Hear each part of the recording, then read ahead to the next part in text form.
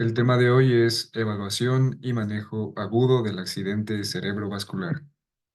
Para este video me voy a basar en la guía del 2019 de la American Heart Association y en la última actualización de UpToDate con respecto a este tema, fecha enero 2024. Bien, entonces, ¿cuándo o en qué contexto vamos a sospechar de un accidente cerebrovascular agudo? Principalmente cuando el paciente acuda a la emergencia con un déficit neurológico focal súbito. Las manifestaciones asociadas a este déficit neurológico van a depender en gran medida del territorio vascular afectado. Por ejemplo, si es que tenemos una afectación o una oclusión en la arteria cerebral anterior, el paciente puede acudir a la emergencia con un déficit motor y o sensorial a nivel del miembro inferior. Si es que afecta a la cerebral media, puede haber déficit motor y sensorial, principalmente en cara y en miembro superior. Y si es que afecta al hemisferio dominante, mayormente el hemisferio izquierdo, suele producirse afasia. También puede darse el caso de una hemiplegia completa contralateral al sitio de la lesión, cuando principalmente afecta la cápsula interna o cuando o cuando la oclusión se encuentra proximal y afecta un gran o un extenso territorio de la cerebral media. En el caso de la arteria cerebral posterior podemos encontrar algo que es característico, la hemianopsia homónima. Tenemos más manifestaciones dependiendo del territorio vascular, de si es extenso o es más focal, como por ejemplo con los vasos penetrantes. En el caso de los infartos lacunares, el paciente puede presentarse con una hemiparesia motora pura, un déficit sensorial puro, entre otros.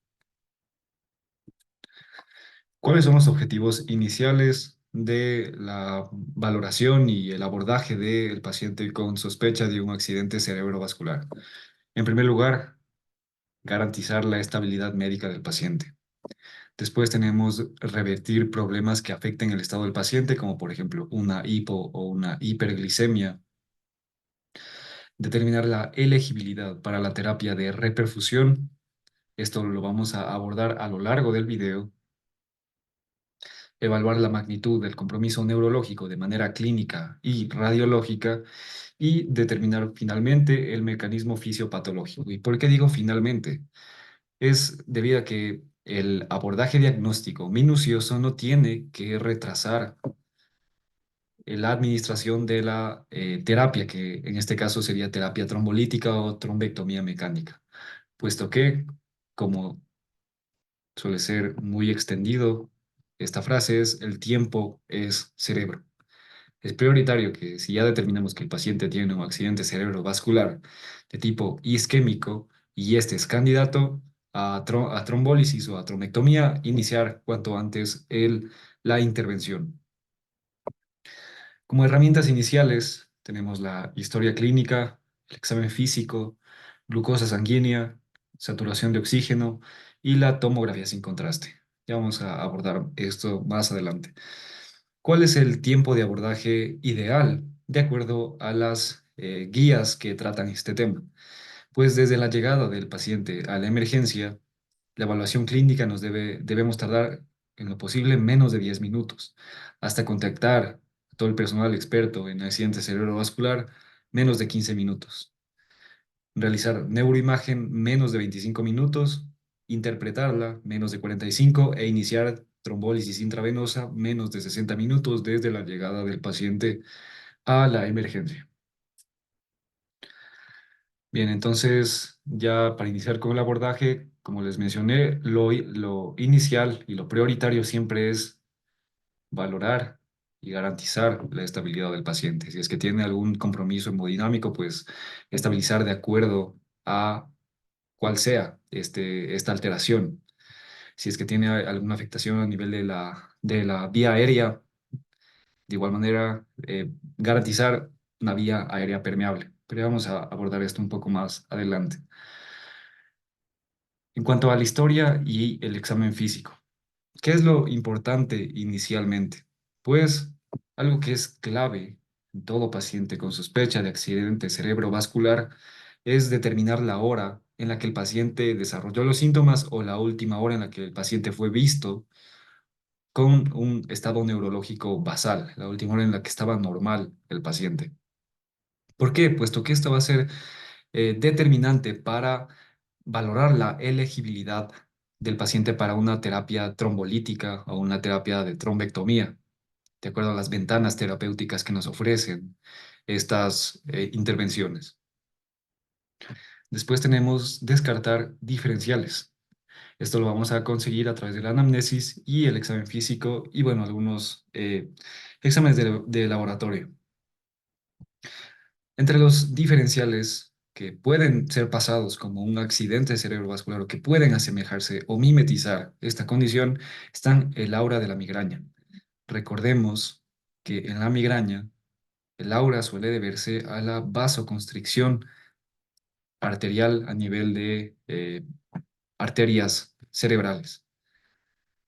Esto puede dar lugar, por ejemplo, a una afasia transitoria, a una paresia transitoria o a algún déficit sensorial transitorio, un déficit neurológico transitorio, pero que suele estar seguido de cefalea. Esto es lo clave de esta patología. En el caso de pacientes con convulsiones, es importante tener en consideración lo que se conoce como la parálisis de todo. Por ejemplo, en pacientes con convulsiones focales, que pueden haber tenido la convulsión durante el sueño, se despiertan y no saben si es que tuvieron una convulsión o no, pero lo que sí saben es que tienen un miembro eh, adormecido, un miembro débil o parálisis. Esto es la parálisis de todo. Y es importante poder diferenciarlo de un accidente cerebrovascular. Un tumor. Un tumor puede dar lugar a déficits neurológicos, pero que son característicamente insidiosos. Un tumor va creciendo, va comprimiendo o ejerciendo un efecto de masa alrededor del tejido cerebral, y esto es lo que da lugar a los déficits, pero el tumor no crece de un día para el otro, sino que tarda bastante tiempo y entonces esto es fácilmente diferenciable, aunque cabe mencionar que el tumor puede llegar a sangrar, puesto que suele desarrollar vascularización anómala. Entonces, eso a tener en consideración. Un absceso del sistema nervioso central puede dar lugar a déficits neurológicos, cefalea, eh, pero a lo que es característico aquí es la fiebre. La trombosis venosa cerebral también puede presentarse con fiebre, perdón, con cefalea y adicionalmente suele presentarse, por ejemplo, en pacientes con un síndrome antifosfolipídico, con antecedentes de síndrome antifosfolipídico o de lupus. Entonces, estos son claves para buscar en la historia clínica. También, por ejemplo, los antecedentes a una edad temprana de trombosis venosas profundas. Es algo que nos va a orientar hacia este posible diagnóstico. Eh, una reacción de conversión, buscar antecedentes psiquiátricos en el paciente que puede eh, tener una reacción de conversión. Y esta, ¿cómo la podemos descartar? ¿Cómo podemos descartarla y o descartar un ACV y diagnosticar una reacción de conversión? Por ejemplo, cuando el examen físico no es consistente con eh, lo que nos reporta el paciente. Por ejemplo, nos puede decir que tiene parálisis a nivel del miembro inferior izquierdo, pero en el examen físico evaluamos que el paciente no tiene ningún déficit motor. Entonces, eso puede ser una reacción de conversión. También una encefalopatía hipertensiva y un trauma cráneoencefálico. Estos son otros diferenciales que, bueno, no suelen a menudo ser pasados como un accidente cerebrovascular.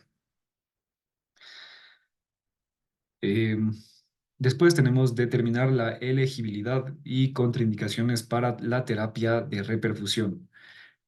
Con esto vamos a comenzar desde la valoración inicial y durante el abordaje del paciente antes del tratamiento, lo de determinar si es candidato o no a terapia trombolítica. Entonces, ¿qué podemos preguntarle en el abordaje inicial? Por ejemplo, evaluar cómo está su estado de coagulación, Para ello vamos a preguntarle inicialmente si es que el paciente toma anticoagulantes orales, por ejemplo, si es que el paciente toma un anticoagulante oral directo como un apixaban, vamos a preguntar cuándo fue la última dosis y si fue dentro de las 48 horas, puede estar contraindicado el llevar a cabo la terapia trombolítica a menos que valoremos ya los exámenes de coagulación. También preguntarle si es que recibe parina o si es que el paciente recibe hemodiálisis.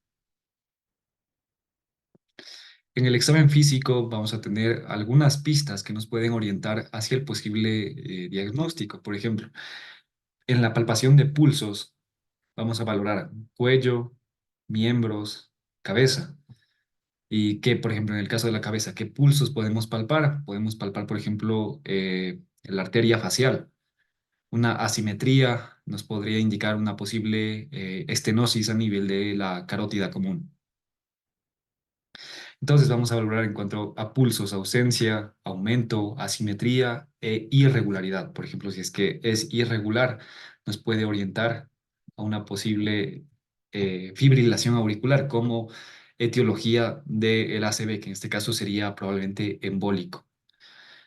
La auscultación carotidia, de igual manera, para evaluar una estenosis carotidia, si es que escuchamos un soplo, puede que ahí esté alojada una placa ateromatosa que haya podido llegar a trombosarse.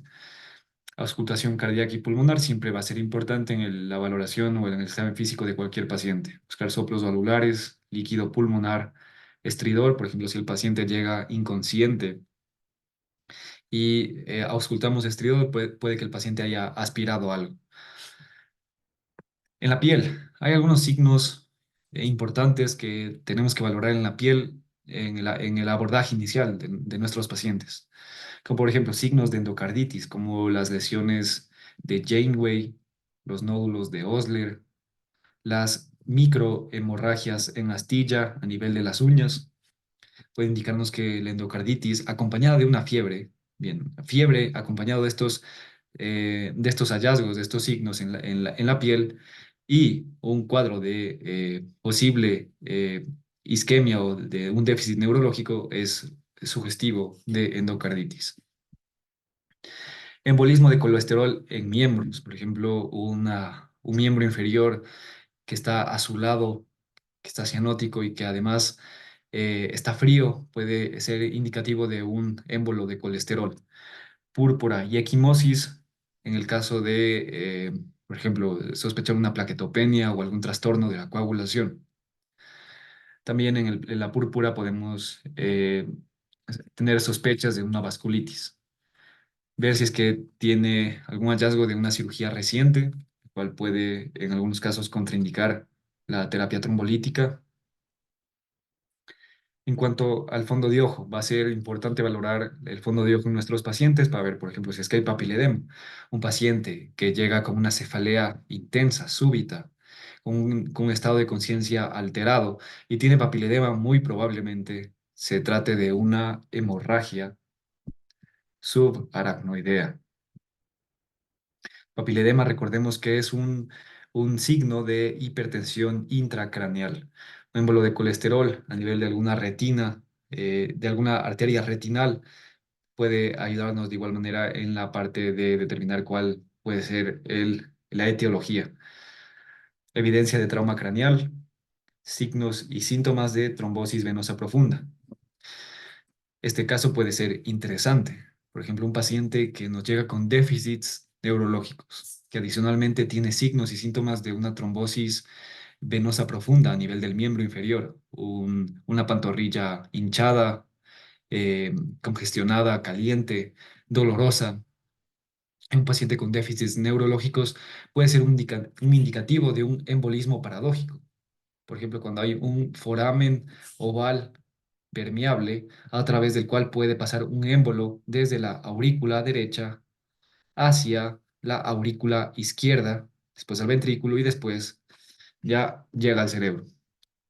En lo que corresponde al examen neurológico, va a ser indispensable, fundamental en el paciente con sospecha de accidente cerebrovascular. Con él vamos a llegar a confirmar los hallazgos de la historia y determinar de manera cuantitativa la severidad y extensión del posible infarto o la posible área isquémica. Una herramienta sumamente importante o indispensable en esta valoración inicial es el NIS, el puntaje que nos va a permitir determinar de manera clínica la extensión del accidente cerebrovascular. Bueno, el NIS es este puntaje en el cual vamos a valorar varias esferas eh, neurológicas, varios aspectos neurológicos acerca de la funcionalidad del paciente, lo cual va a ser clave para determinar si es candidato a terapia o no es candidato a terapia. ¿Qué vamos a evaluar? Como en un examen neurológico convencional, nivel de conciencia inicialmente, a hacerle preguntas para ver si responde adecuadamente para valorar su estado mental. Vamos a valorar inicialmente la mirada, en este caso suele ser mirada horizontal, mirada conjugada. También se debe valorar la parte visual, los campos visuales, la función motora, comenzando por la parte facial.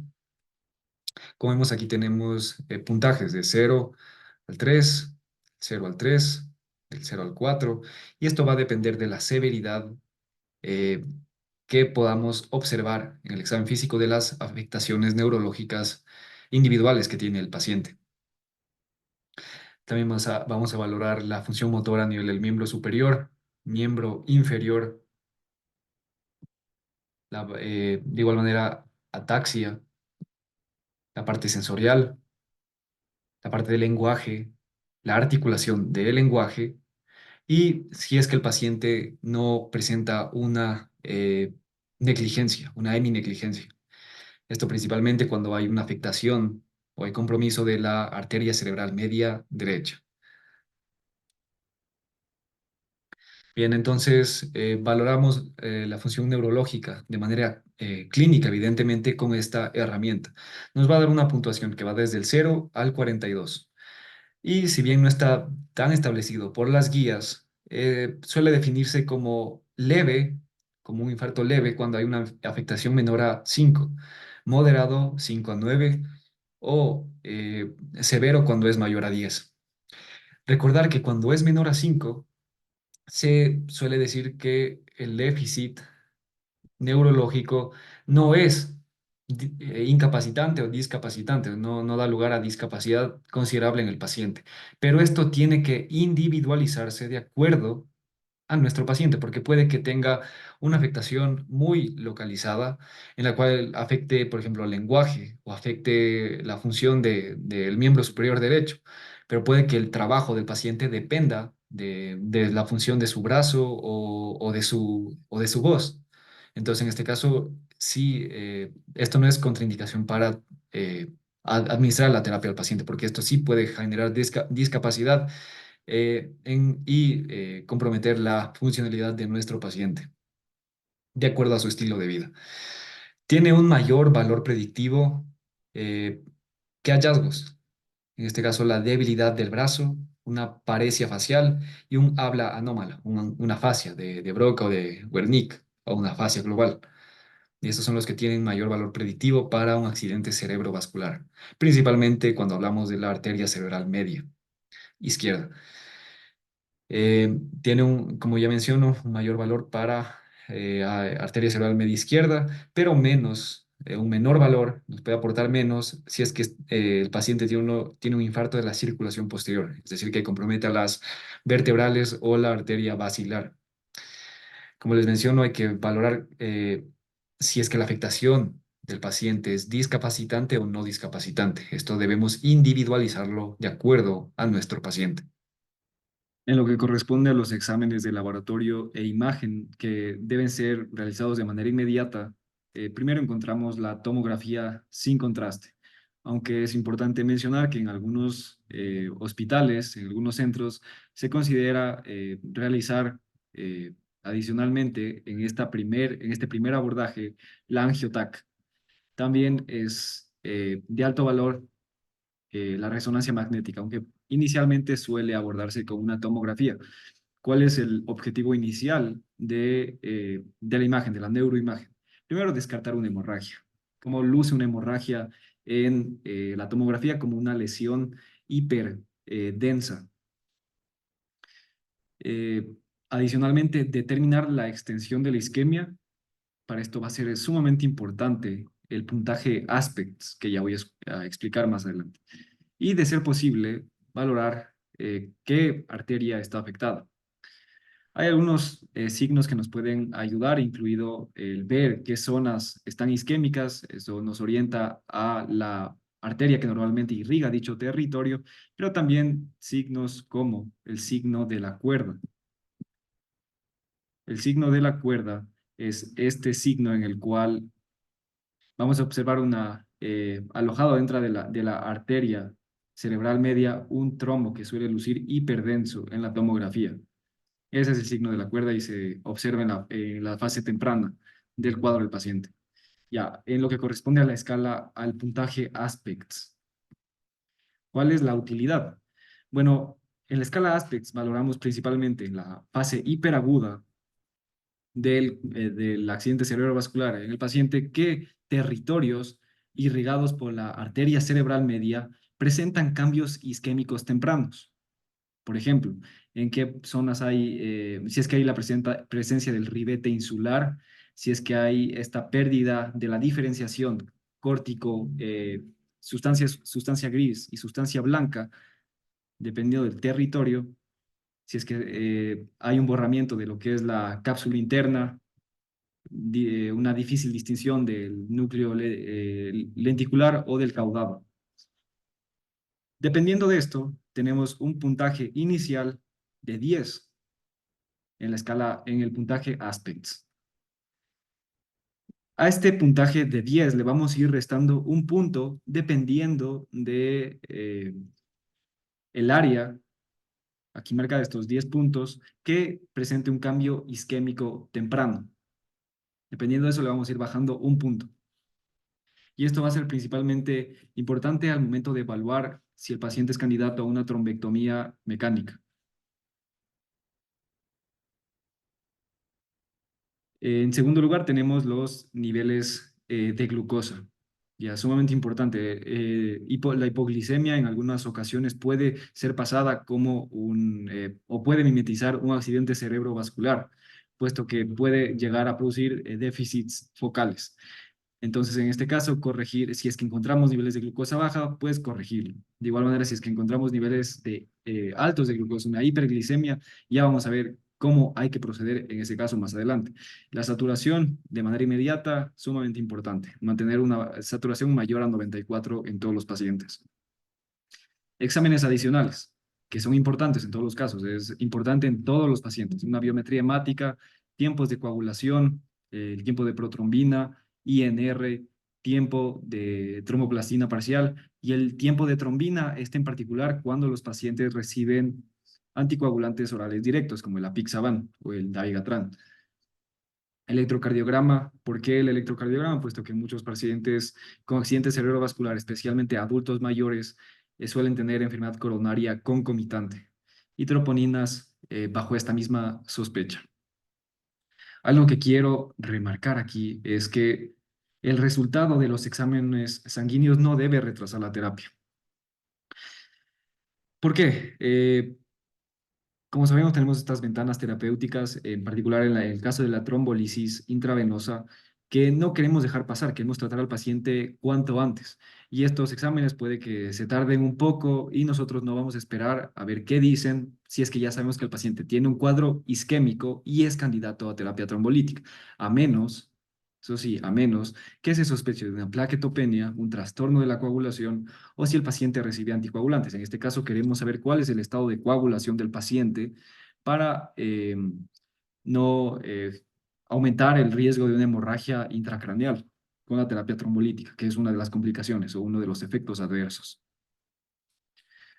En cuanto a las consideraciones con la neuroimagen, está la realización de algunas secuencias especiales, tanto en la tomografía como en la resonancia. Y aquí hay algo importante que debo explicar. Y es que en la valoración de nuestros pacientes al momento de determinar si son candidatos a trombólisis o a trombectomía, tenemos que evaluar si es que hay la presencia de tejido cerebral que está isquémico, pero que puede ser rescatado con la terapia de reperfusión. Aquí entran en juego algunas secuencias y estudios especiales, tanto en la resonancia como en la tomografía, que son los estudios de perfusión. Y también, bueno, en particular en el caso de la resonancia, los estudios de difusión y FLAIR. Ya voy a explicar un poco más a detalle este aspecto. Por ejemplo, doy el caso de un paciente con un accidente cerebrovascular del despertar o al despertar. ¿Qué es lo que sucede? El paciente pudo haberse ido a dormir hace 8 horas y despertar con un déficit neurológico focal. Entonces, no sabemos cuánto es el tiempo en el cual se ha venido desarrollando la isquemia o el infarto en el paciente. No sabemos si fue 10 minutos antes de despertar o 4 horas antes de despertar. Entonces, para esto, la resonancia magnética nos va a ser sumamente útil y en particular las secuencias DWI o difusión y el FLAIR.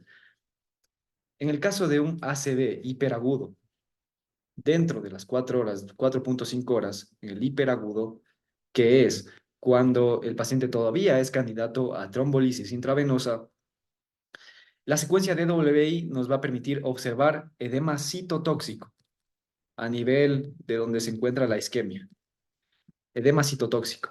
Mientras que la secuencia FLAIR nos va a permitir observar edema vasogénico, que es, ya voy a explicar un poco más, edema vasogénico. El edema citotóxico va a estar presente dentro de las primeras 4,5 horas, mientras que en este mismo periodo de tiempo, menos de 4,5 horas, no vamos a observar edema vasogénico, que es producto de inflamación, ya cuando las células comienzan a morir, a liberar mediadores inflamatorios que promueven la generación de edema. Pero pasadas estas 4,5 horas, cuando el paciente ya no es candidato para trombolisis intravenosa, se produce el edema vasogénico, el cual vamos precisamente a poder observar en el FLAIR.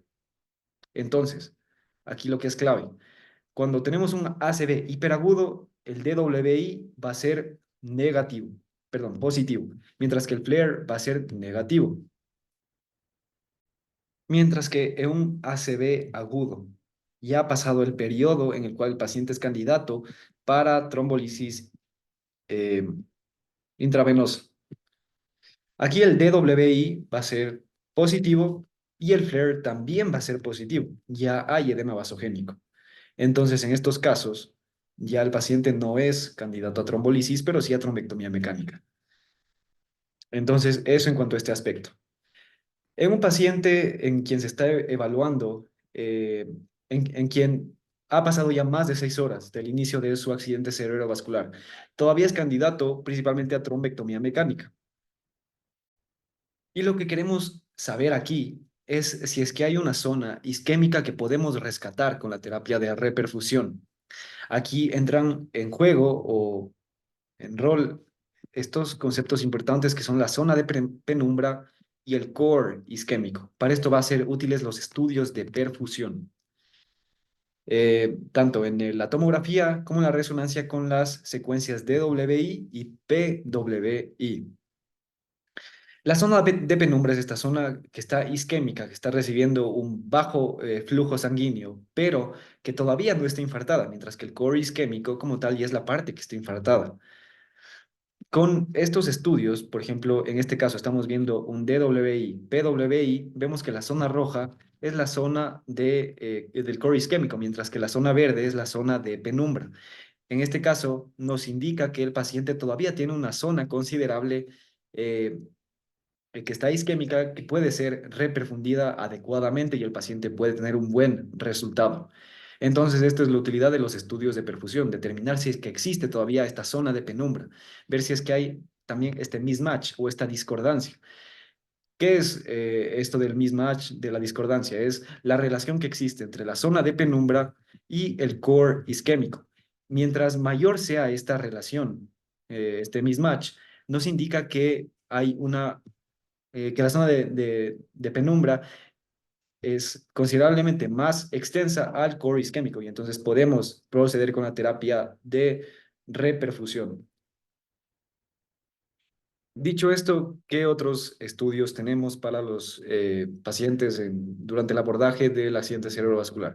Tenemos que realizar función renal y hepática, electrolitos, toxicológico de acuerdo a la sospecha que se tenga, un test de embarazo en mujeres en edad fértil, gasometría en sospecha de hipoxia, radiografía de tórax en sospecha de patología pulmonar y punción lumbar si es que la tomografía, si es que se sospecha una hemorragia subaracnoidea y no hay hallazgos consistentes en la tomografía. En estos casos podemos considerar una punción lumbar. También el electroencefalograma si se sospecha de convulsiones.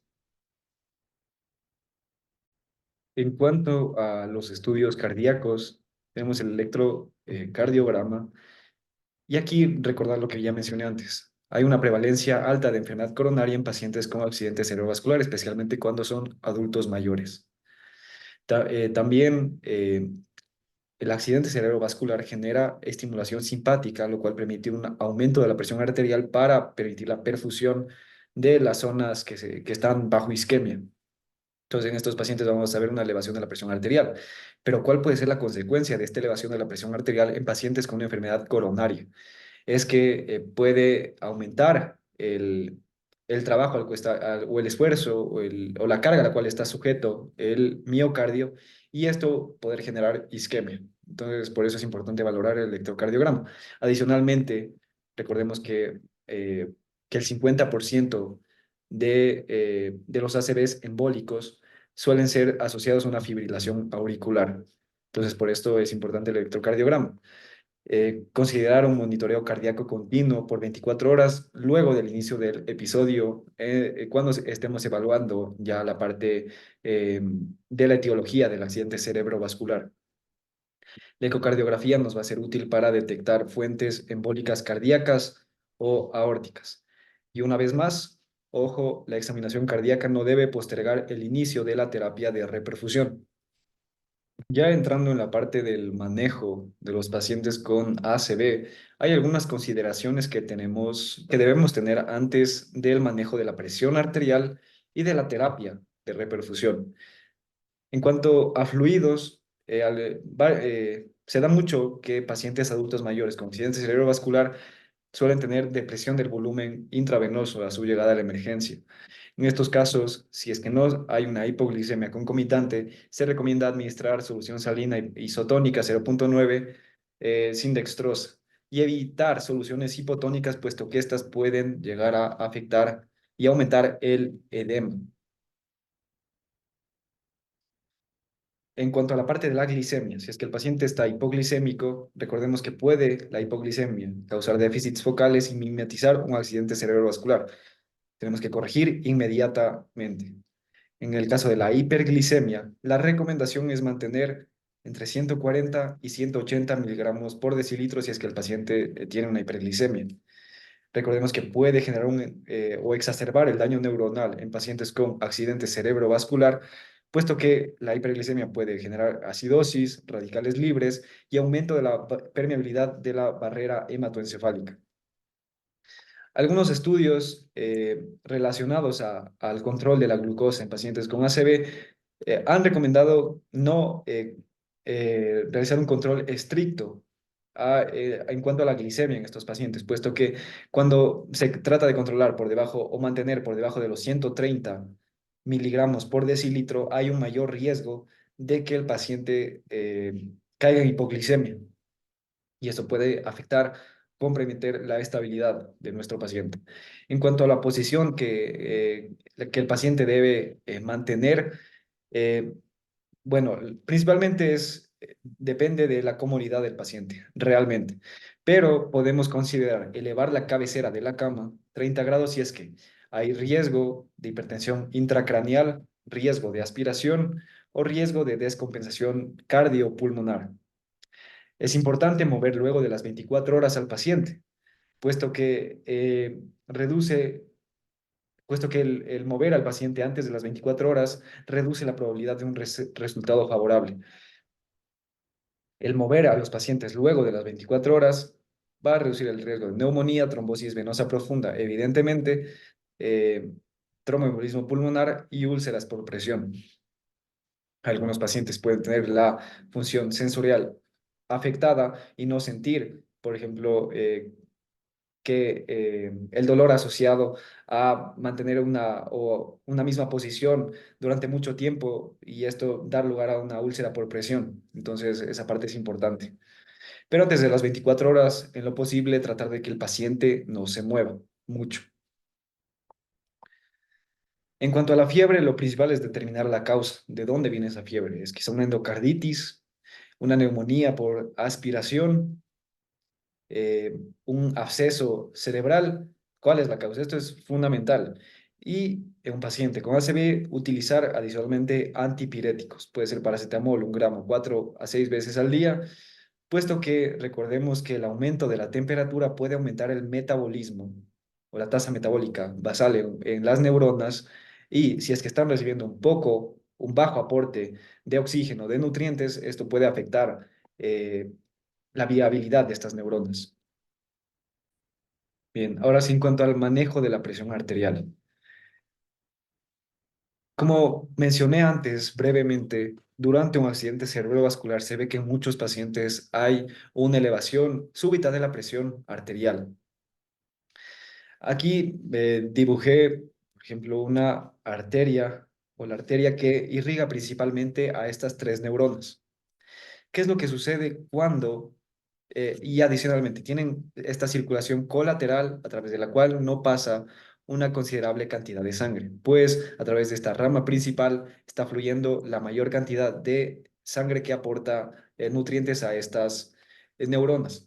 Pero en la presencia de una oclusión, se produce este aumento de la presión mediante el cual por así decirlo, se abre aún más esta circulación colateral y la sangre o el flujo sanguíneo aumenta para poder llegar a perfundir a estas neuronas. Evidentemente, la perfusión aportada por esta circulación colateral puede ser insuficiente y algunas de las neuronas van a morir, van a caer en infarto, pero algunas van a estar, sí, isquémicas, pero todavía viables.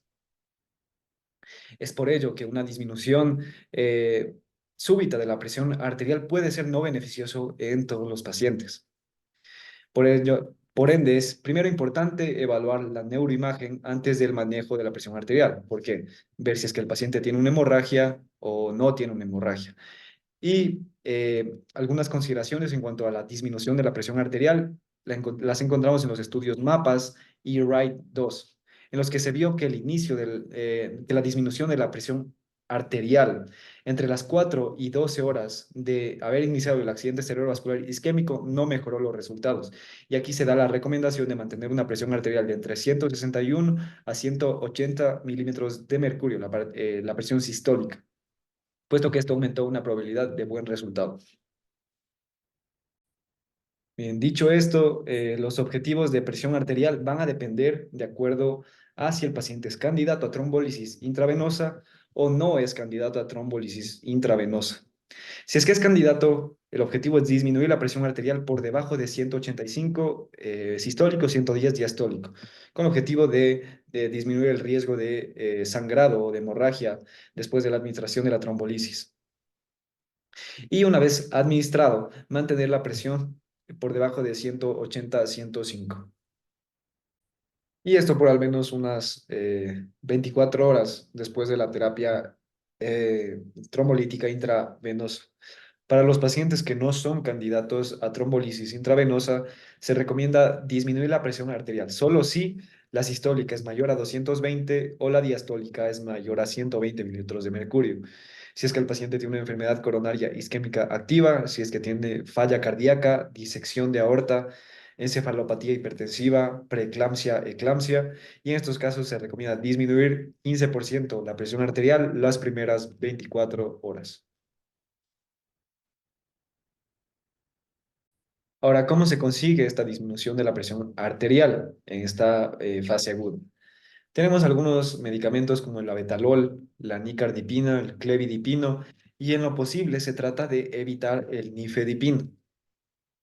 puesto que se ha visto que el nifedipino produce una disminución eh, precipitada y persistente de la presión arterial. Puede que la presión caiga en una presión muy baja que no, que puede ser deleteria para el paciente.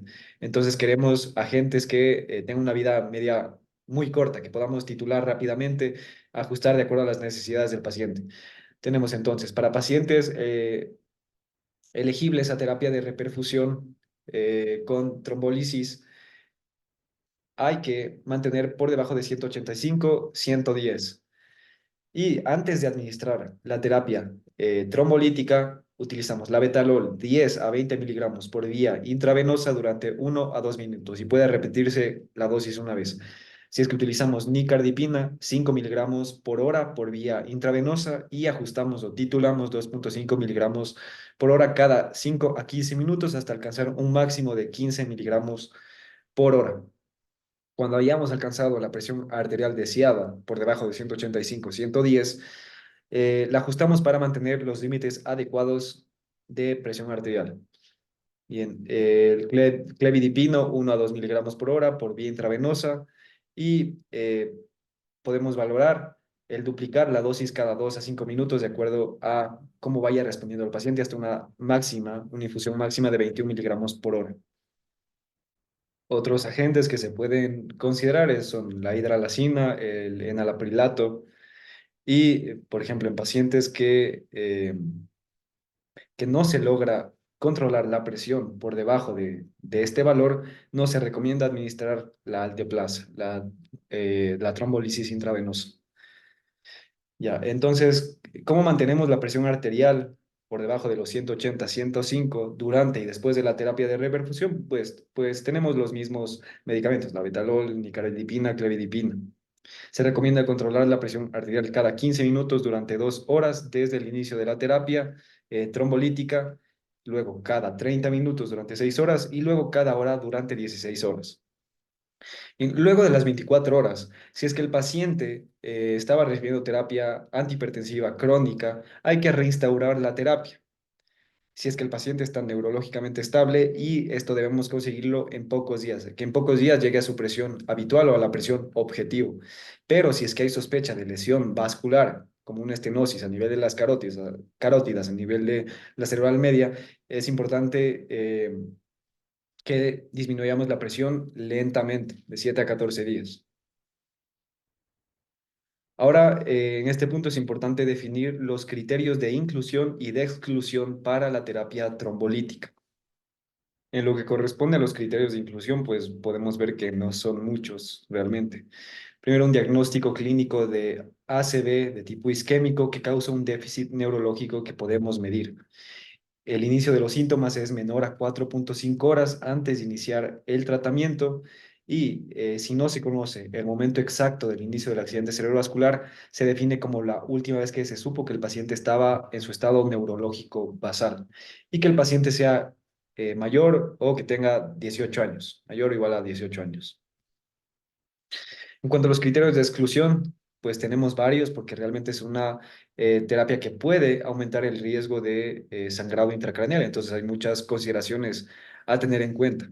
En cuanto a la historia del paciente, que excluye el que nosotros utilicemos la alteplasa en este caso, que el paciente haya tenido una historia de accidente cerebrovascular isquémico o traumatismo cráneoencefálico grave en los 3 meses anteriores, una hemorragia intracraneal previa, una neoplasia intracraneal, malignidad gastrointestinal, hemorragia gastrointestinal en los 21 días anteriores, una cirugía intracraneal o intraespinal dentro de los 3 meses anteriores, la parte clínica en lo que nosotros estamos evaluando en ese momento, síntomas que sugieran una hemorragia subaracnoide, por ejemplo, un dolor de cabeza, una cefalea intensa, náuseas, vómito, disminución de la agudeza visual, una diplopía, algo que incremente la presión intracraneal, o signos y síntomas que nos orienten a eso, nos van a hacer sospechar una hemorragia subaracnoidea.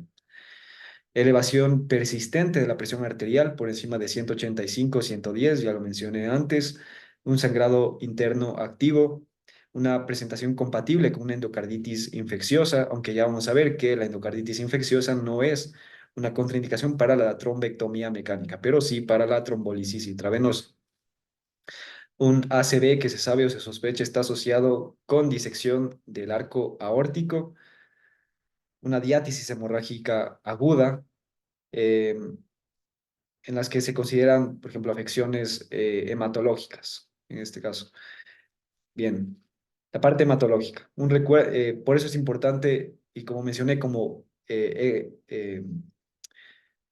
una excepción en cuanto a cuándo tenemos que esperar a los resultados del laboratorio, está, por ejemplo, el recuento de plaquetas. Ya, si sospechemos una plaquetopenia o un trastorno de la coagulación, tenemos que esperar a los resultados. Y entonces, ¿qué contraindicaciones tenemos aquí? O exclusión, criterios de exclusión. Una plaquetopenia por debajo de 100.000, un uso actual de anticoagulantes con un INR mayor a 1,7, un tiempo de protrombina mayor a 15 o un tiempo de tromboplastina parcial mayor a 40 segundos. Que haya recibido dosis terapéuticas de heparina de bajo peso molecular dentro de las 24 horas y recordar que no se aplica para las dosis profilácticas, como para prevenir un tromboembolismo venoso. Uso actual de un inhibidor directo de la trombina o un inhibidor directo del factor 10 activado, es decir, apixaban, dabigatran, eh, con evidencia de efecto anticoagulante mediante pruebas de laboratorio. Es decir, si es que tenemos que los tiempos de la coagulación están prolongados en un paciente que está tomando estos medicamentos, puede ser no muy apropiado utilizar la terapia trombolítica. Y en cuanto a la parte imagenológica, evidencia de hemorragia y regiones extensas de hipodensidad compatibles con lesión irreversible, es decir, ya un infarto bastante extendido. Algunas advertencias o consideraciones adicionales a tener en cuanto a la terapia trombolítica. eh, Algo que quiero remarcar aquí es que, por ejemplo, una edad mayor a 80 años, un accidente cerebrovascular grave con un NIS mayor a 25 o la combinación de un ictus isquémico previo con diabetes mellitus y el uso de anticoagulantes, de acuerdo al INR, no son realmente contraindicaciones absolutas para la terapia trombolítica. Hay algunas consideraciones que debemos tener, individualizar, eso sí, esta parte en nuestro paciente, ver si es que se va a beneficiar o si el riesgo de sangrado supera al beneficio que puede obtener de esta terapia. Eh, Bien, otro de los puntos aquí es esto de signos neurológicos menores o un accidente cerebrovascular menor o signos y síntomas que demuestran una mejoría rápida. A ver, ¿qué tenemos que tener en cuenta aquí?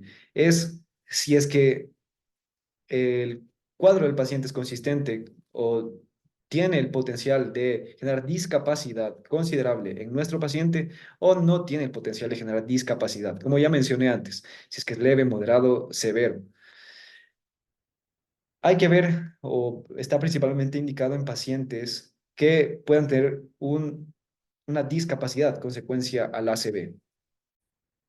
Y esto lo vamos a evaluar durante el NIS, durante la evaluación neurológica. Por ejemplo, cualquiera de los siguientes se puede considerar como un déficit incapacitante. Una hemianopsia completa con un puntaje igual o mayor a 2 en la pregunta 3 del NIS, una afasia grave con un puntaje mayor o igual a 2, una extinción visual o sensorial igual o mayor a 1 en la pregunta 11, cualquier debilidad que limite el esfuerzo sostenido contra la gravedad, es decir, igual o mayor a 2 en pregunta 5 o 6, cualquier déficit que conduzca a un NIS mayor a 5.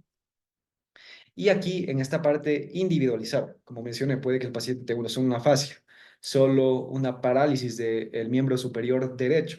Pero si esto incapacita al paciente, limita su funcionalidad, por ejemplo, en el trabajo, pues está indicada la terapia trombolítica. Eh, Ahora, ya adentrándonos en lo que es la terapia de reperfusión, ¿cuáles son los objetivos de la misma? Los objetivos inmediatos son reperfundir la zona isquémica rescatable y a largo plazo disminuir la probabilidad de discapacidad y mortalidad. En cuanto a la parte del consentimiento, es importante que al paciente y o a los familiares les expliquemos acerca de el riesgo versus el beneficio de la utilización de la trombólisis intravenosa inicialmente. Explicarles que si es que no realizamos la trombólisis intravenosa, el paciente tiene un riesgo mucho mayor de tener una discapacidad. Y esto sopesarlo al riesgo de que esta terapia genere una hemorragia intracraneal. Esto es importante explicarles a los pacientes. La medicación de elección es la alteplasa. Eh, Como ya vamos a ver más adelante, hay otras opciones como la Tenecteplasa, pero la que tiene más evidencia científica es la alteplasa, la que ha estado más sujeta a ensayos aleatorizados. ¿Qué consideraciones debemos tener en cuanto al uso de la alteplasa, de este activador tisular del plasminógeno tisular de recombinante?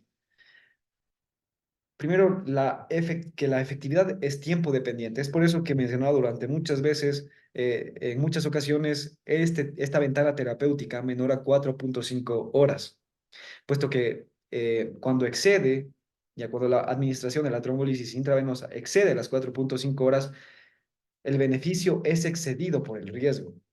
Es decir, el paciente no se va a beneficiar realmente de la terapia trombolítica, pero sí dentro de esta ventana terapéutica de las menos de 4,5 horas. En cuanto al ACV, al despertar, ya les expliqué la parte de cómo diferenciar un ACV hiperagudo de uno agudo, qué hallazgos vamos a tener en la resonancia, también los estudios de perfusión. Entonces, la indicación de la terapia trombolítica va a depender de la neuroimagen. De las complicaciones principales está el sangrado intracraneal. Y aquí evaluar lo que es el sangrado sintomático intracerebral. Este va a ser el riesgo de que esto ocurra, va a ser mayor en pacientes con pronóstico pobre antes del inicio de la terapia, principalmente aquellos pacientes que tienen una extensión muy grande de afectación, consecuencia de la obstrucción, de la oclusión de la arteria. El estudio SIDS-MOST, que evaluó este aspecto, estableció como sangrado sintomático intracerebral aquella hemorragia asociada a un deterioro clínico igual o mayor a 4 puntos en el NIS y encontró un riesgo de 1,8% en los pacientes que reciben trombolisis intravenosa.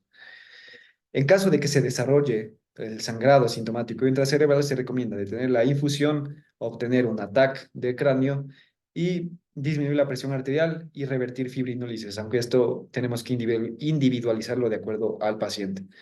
Bien, ahora aquí está el algoritmo de UpToDate que nos guía eh, en cómo proceder con la terapia trombolítica, de acuerdo a las indicaciones.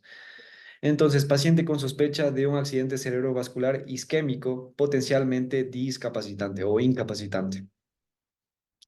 Nos preguntamos, ¿cuándo fue la última vez que el paciente fue visto en su estado neurológico basal? Menos de 4,5 horas, 4,5 horas a 24, más de 24. Si es menos de 4,5 horas, obtenemos una imagen cerebral lo antes posible. Eh, y dependiendo de los hallazgos clínicos e imaginológicos, nos preguntamos, ¿cumple con estos tres? Es decir, la imagen excluye una hemorragia intracerebral, la terapia intravenosa de trombólisis puede ser iniciada dentro de las 4,5 horas y no hay criterios de exclusión que apliquen en nuestro paciente. Si la respuesta es sí, iniciamos con la terapia trombolítica. Si la respuesta es no, pues no podemos iniciar. Entre las 4,5 horas a 24 horas consideramos los estudios de secuencias especiales de la resonancia y la ACT, como los estudios de perfusión, para determinar si es que hay viabilidad, si hay un tejido isquémico que pueda ser rescatado, siempre y cuando su proporción sea mucho mayor al core isquémico. Recordemos lo del mismatch y la discordancia. Bien, si es que cumple con todos los siguientes, dependiendo de de los resultados de los estudios y con qué debe cumplir. La imagen demuestra esta discordancia basado en en el estudio de perfusión o en el estudio de las secuencias especiales de resonancia. La terapia intravenosa puede ser iniciada sin retraso y no hay criterio de exclusión que aplique el paciente. Si este es el caso, pues tratamos con la terapia trombolítica. Pero si ha pasado más de 24 horas, pues el paciente no es candidato. Y adicionalmente, tenemos que ver si es que el paciente es candidato a trombectomía mecánica, porque pueden realizarse ambos procedimientos y el paciente obtener un mayor beneficio. Ahora, ¿cómo hay que administrar la alteplasa en este caso? Bien, primero, importante, los pacientes deben tener dos vías intravenosas periféricas. Bien, por una vía, o más bien una vía va a ser exclusiva para la administración de la alteplasa. La dosis a utilizar es 0,9 miligramos por kilogramo, con una dosis máxima de 90 miligramos. El 10% de la dosis debe ser administrada en un minuto, como en forma de bolo, mientras que el 90% restante debe ser administrado durante una hora por infusión. Entonces, dos vías, una exclusiva para la alteplasa, 0,9 miligramos por kilogramo, el 10% es administrado en un minuto como en forma de bolo y el 90% en una hora en infusión. Además del tiempo y de los hallazgos de la imagen, ¿qué otros determinantes del resultado con la terapia trombolítica tenemos? Primero, lo que corresponde a la recanalización, es decir, el proceso mediante el cual el lumen de la arteria vuelve a ser permeable, vuelve a permitir una circulación adecuada. eh, con la terapia trombolítica va a estar determinado por el tamaño y el sitio del coágulo en el cual se ha alojado el coágulo. Por ejemplo, si es que el trombo es grande y se ha alojado en una arteria como la carótida común o la carótida interna o la arteria cerebral media en su segmento hasta su segmento M2, puede que el paciente no se beneficie por completo solo de la terapia trombolítica y requiera una trombectomía mecánica adicional, porque deshacer ese cuadro, ese coágulo o fibrinolizarlo en poco tiempo con la dosis aquí indicada puede no ser viable. Además, la composición es importante. Si es que tiene un alto contenido de glóbulos rojos y bajo de fibrina, es más probable de que sea exitoso. Pero si es que tiene más fibrina, si es que es un émbolo de tipo graso o por colesterol, una placa ateromatosa que se rompió, puede que la terapia trombolítica no sea eh, única, no sea la más apropiada. Entonces tengamos que hacer una terapia, una trombectomía mecánica. Ya. Entonces, cuando se ha observado en la angiotac una recanalización parcial o completa dentro de las 24 horas, esto predice un mejor resultado. También la circulación colateral. Hay mayor probabilidad de éxito si la colateralización está aumentada en el paciente. Esto principalmente en pacientes con, por ejemplo, placas a nivel de las carótidas, a nivel de la cerebral media, en los cuales de manera crónica se ha ido formando esta circulación colateral. Pero en pacientes en quienes no ha habido esta colateralización en respuesta a la isquemia crónica o una baja perfusión crónica, puede que el infarto haya sido más severo de inicio y que la terapia trombolítica no tenga éxito. La hiperglicemia también puede afectar el resultado de la terapia en el paciente y la presencia de microhemorragias cerebrales. ¿Por qué las microhemorragias cerebrales? Estas básicamente son hemorragias pequeñas, antiguas, que se observan en la resonancia magnética. La presencia de dichas microhemorragias cerebrales implica un mayor riesgo de sangrado intracerebral con la terapia trombolítica. Finalmente, en este aspecto, mencionar a la tenecteplasa. La tenecteplasa es otro activador del plasminógeno tisular recombinante con una eficacia similar, seguridad, perfil y efectos adversos en relación a la alteplasa.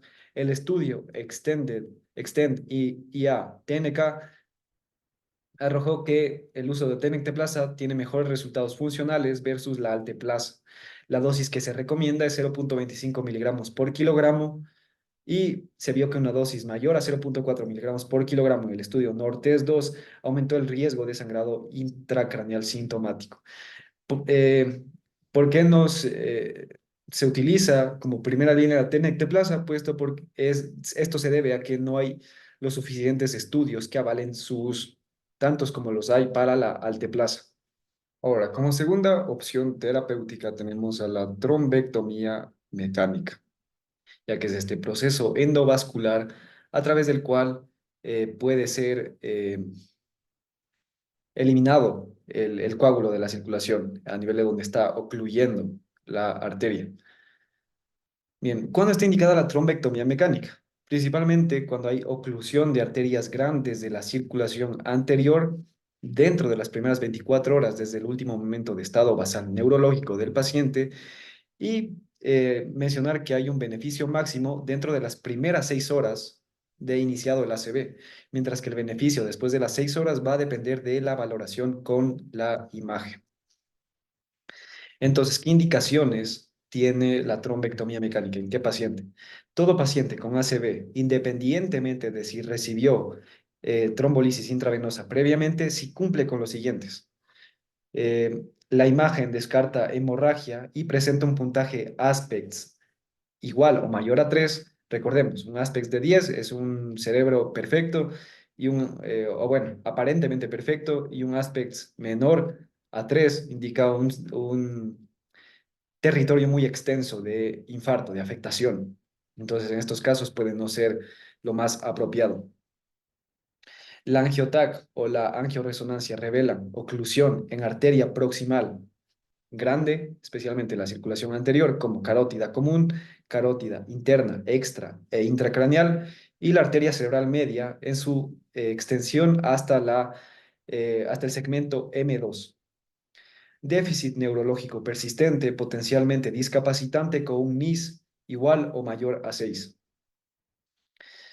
Trombectomía puede ser realizada dentro de las primeras 24 horas desde el último instante de estado neurológico basal y estas son las indicaciones para trombectomía mecánica. ¿Qué consideraciones debemos tener? Si es que el paciente ha excedido ya las 6 horas, ya está en la fase aguda del ACV, hay que evaluar si es que hay tejido hipoperfundido rescatable, es decir, qué tan grande es la zona de penumbra. Esto con los estudios de perfusión, evidentemente con la CT de perfusión, con la resonancia DWI, PWI, como ya expliqué previamente. En cuanto a las comorbilidades, se ha visto que hay poco beneficio en pacientes con una discapacidad severa pre-accidente cerebrovascular y con una esperanza de vida menor a 6 meses. Se recomienda no tratar a pacientes con una hipodensidad grande ya establecida en la TAC, es decir, un infarto muy extenso, ausencia de zona de penumbra en los estudios de perfusión, particularmente con un core de infarto grande. Y finalmente un core de infarto grande y comorbilidades pre-ACV severas, es decir, las que están acá. Bien, entonces, ¿cómo nos recomienda abordar eh, el uso de la trombectomía mecánica up to date? El paciente se presenta con una sospecha de ACV isquémico agudo.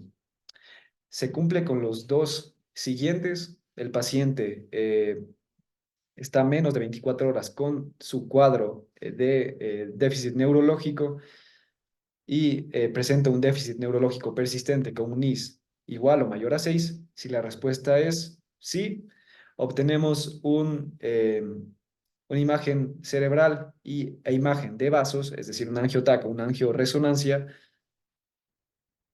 y evaluamos los hallazgos. Si es que observamos que no hay una obstrucción en una arteria grande, no está indicada la trombectomía mecánica.